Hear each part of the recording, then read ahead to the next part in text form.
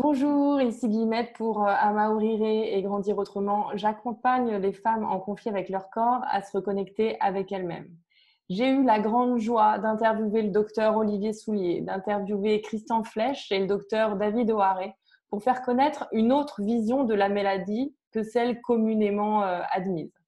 Tous venaient de la médecine occidentale, conventionnelle. Aujourd'hui, je vous présente Michel Odoul, un occidental spécialiste en médecine orientale. Son parcours est tout à fait atypique puisqu'il vient du monde de l'entreprise. Il nous racontera ce qui l'a amené à changer de voie, à choisir celle du sens plutôt que celle toute tracée de ses études en école de commerce.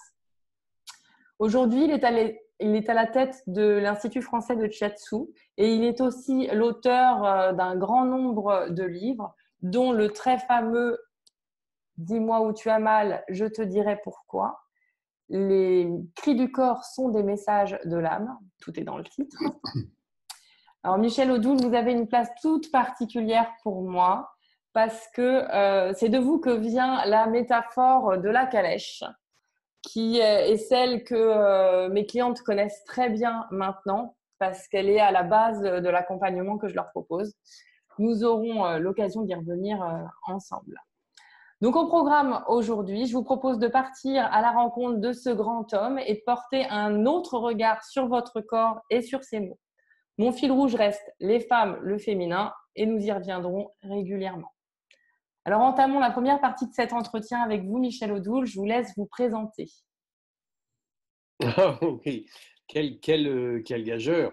Je pense que le plus simple, c'est de me présenter à travers ma casquette actuelle, puisque je suis effectivement, comme vous l'avez dit, le fondateur d'un institut de formation professionnelle qui s'appelle l'Institut français de Shiatsu, dans lequel j'enseigne cette technique thérapeutique japonaise, qui est la deuxième médecine officielle du Japon, qui s'appelle le Shiatsu, et qui est une technique corporelle qui fonctionne par des pressions des doigts sur des zones corporelles, des points d'acupuncture et des méridiens d'acupuncture.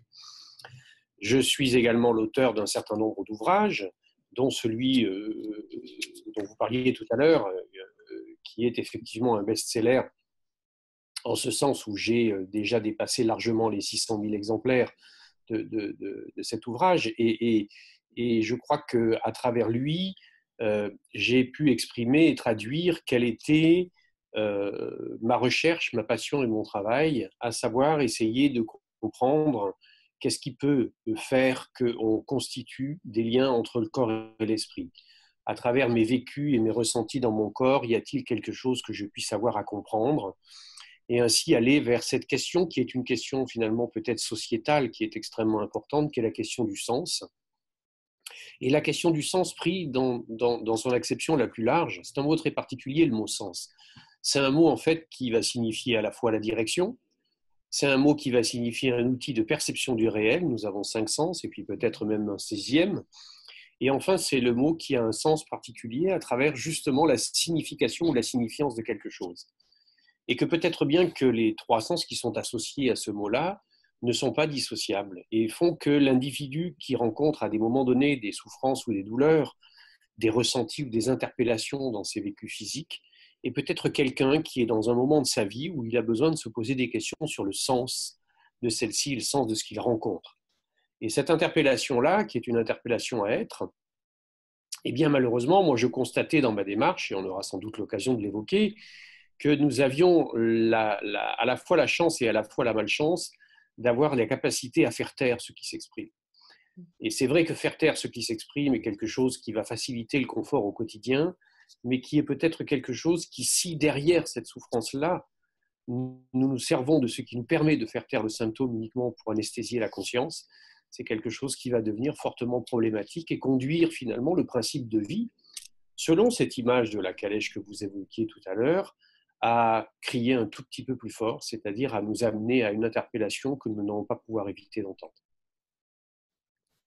C'est donc tout un schéma et tout un processus que j'ai eu à mettre en place. Mon livre, il est sorti il y a déjà 25 ans, donc, et il continue à avoir toujours le même succès. Ça m'a beaucoup étonné au début, puis au fur et à mesure, parce que derrière ce livre-là, il y a un peu plus de 6000 consultations.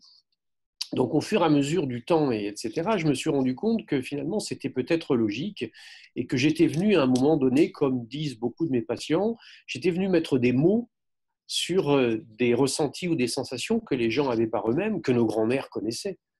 Mm. Quand elles nous disaient que si j'avais mal au dos, c'est peut-être parce que, entre guillemets, j'en avais plein le dos, et qu'à travers un langage de bon sens simplifié, elles nous disaient déjà cela. Et toutes les traditions du monde connaissaient cela.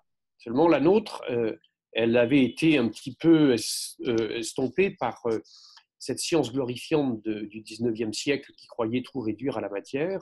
Et elle nous avait éloignés de ce lien corps-esprit, qui était un lien consubstantiel, qui existait avec Hippocrate et sa théorie des humeurs, et etc., dans notre pensée occidentale, mais que nous avions perdu de vue. Et c'est ce qui m'a aidé, moi, c'est justement cette connexion avec l'Orient, parce que l'Orient n'a jamais dissocié ces relations entre le corps et l'esprit. La médecine traditionnelle chinoise, qu'on connaît à travers l'acupuncture, etc., a des théories très, très élaborées à ce sujet-là. Les techniques orientales, et notamment la vision, qui est la vision des Japonais à travers leur philosophie shinto et les notions de kami, comprend très, très bien comment de l'invisible et du subtil peut être agissant sur de la réalité matérielle et physique. Donc en fait, ce serait ça le grand oublié de la médecine conventionnelle occidentale aujourd'hui, c'est ce lien-là, ce lien Oui, corps-esprit. oui. C'est Julien Green qui disait que le grand péché du monde, c'est l'ignorance ou le rejet de l'invisible.